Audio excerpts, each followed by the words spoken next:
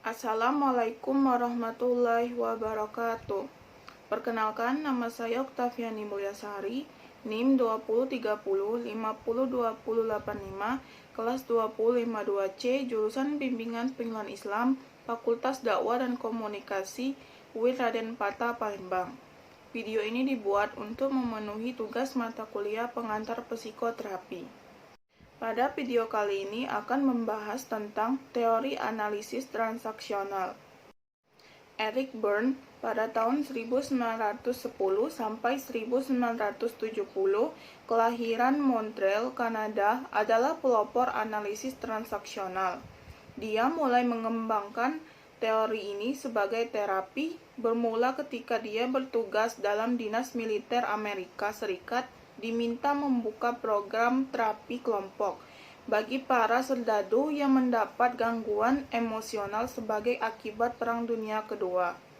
Berne pada mulanya seorang pengikut Freud dan melakukan praktik psikoanalisis dalam terapi, sebab saat itu psikoanalisis tengah mendapat perhatian yang luar biasa. Bahkan Berne sendiri pernah mendapat kuliah psikoanalisis di Yale Psychiatric Clinic dan New York Psychoanalytical Institute.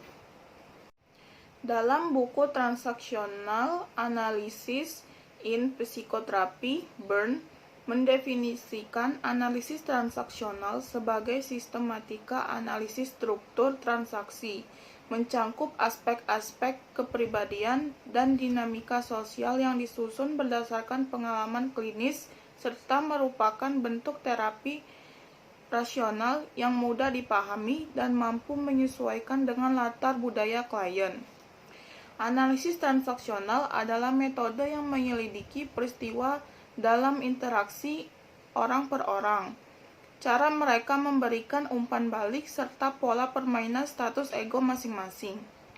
Metode ini kemudian dikenal sebagai salah satu teknik psikoterapi yang dapat digunakan dalam pelatihan individual, tetapi lebih cocok digunakan secara kelompok.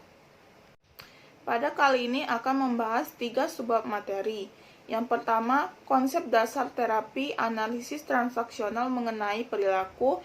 Yang kedua, unsur-unsur terapi meliputi muncul gangguan, tujuan terapi dan peran terapis. Dan yang ketiga, teknik dan prosedur terapi. Yang pertama, konsep dasar terapi analisis transaksional mengenai perilaku.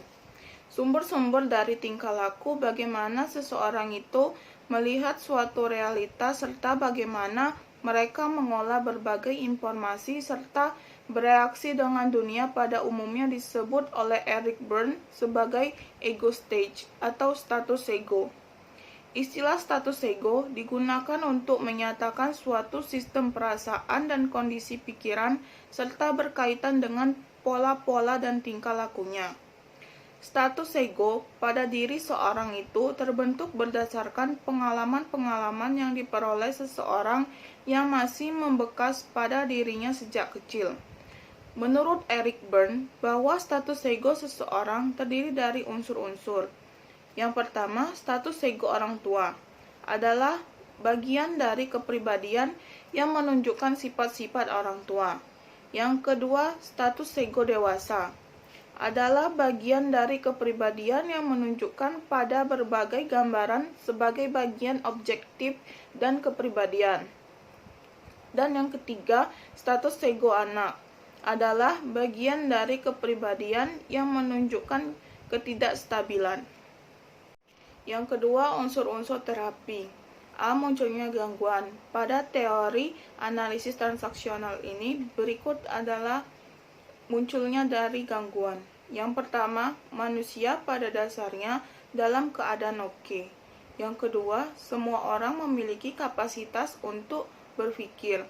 Yang ketiga, manusia memutuskan sendiri jalan hidup mereka sendiri dengan membuat keputusan pada naskah awal mereka. Tujuan terapi.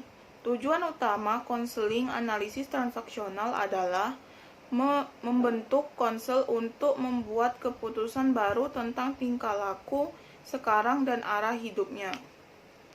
C. Peran terapis.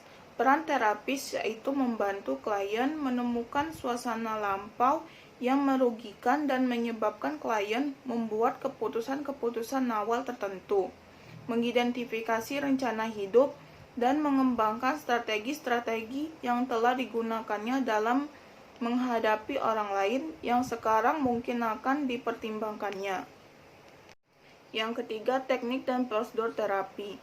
Pada teori analisis transaksional ini, berikut teknik dan prosedurnya. Yang pertama, analisis struktur.